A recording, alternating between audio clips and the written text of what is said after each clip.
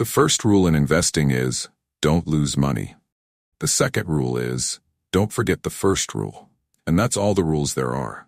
If you buy things far below what they're worth and build a diverse portfolio, you basically avoid losing money. These wise words come from Warren Buffett, who has amassed a net worth of over $100 billion. From selling Coca-Cola door-to-door as a boy to turning Berkshire Hathaway into a billion-dollar empire, the Oracle of Omaha has become one of the richest men in the world. But what sets him apart from the rest? Warren Buffett didn't inherit his wealth, nor did he innovate some groundbreaking technology. Instead, he built his fortune by consistently winning in the stock market. So how did he do it, and what did he do differently from those who have failed? In this video, we'll explore how Warren Buffett beat the stock market and became a self-made billionaire. Warren Buffett was born in Omaha, Nebraska, in August 1930, just 1 year after the Great Depression began. His early years were shaped by witnessing the economic struggles of those around him. Fortunately, his father was a savvy businessman who, after losing his job at a local bank, started his own company selling stocks and bonds. From that, he was able to provide for his family. Growing up, Warren was a shy and introverted child who spent much of his time alone, engrossed in books from his father's library. His early exposure to finance sparked a lifelong obsession with investing and the business world.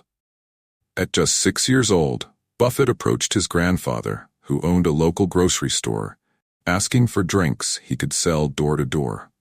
His grandfather agreed, and young Warren started his first business selling Coca-Cola, making 5 cents per six-pack. Soon, he added chewing gum and magazines to his venture, turning a profit before most kids his age even considered earning money.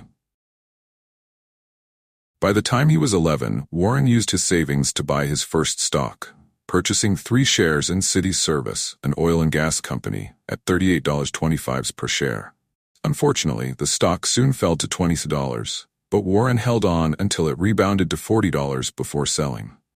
However, it wasn't long after that the stock shot up to over $200. At 14, Warren got his first real job delivering newspapers for the Washington Post. Dissatisfied with his earnings, he also took a second paper route with the Times-Herald.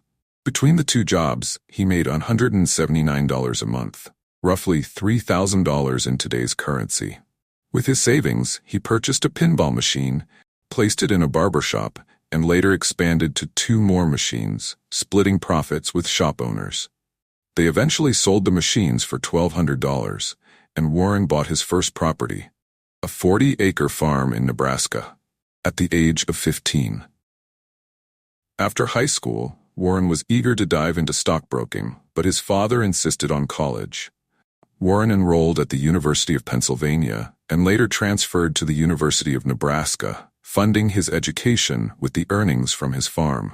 After earning his bachelor's degree, he applied to Harvard Business School but was rejected. This setback turned out to be a blessing, as he instead attended Columbia Business School, where he met his mentor, Benjamin Graham. Benjamin Graham, an economist and author of The Intelligent Investor, introduced Warren to the concept of value investing, buying undervalued stocks and holding them long-term. Graham became a major influence in Buffett's life, second only to his father. After completing his master's degree in economics, Buffett longed to work on Wall Street, but he was still a shy and introverted 21-year-old. To overcome his fear of public speaking, he enrolled in a Dale Carnegie course, which turned out to be one of his best investments. Buffett says, "Investing in yourself is the best thing you can do. The more you learn, the more you earn." Buffett went on to work for Benjamin Graham's investment firm in New York, where he mastered security analysis. Yet over time, he and Graham had differing philosophies. While Graham focused on numbers, Buffett wanted to understand companies and their management.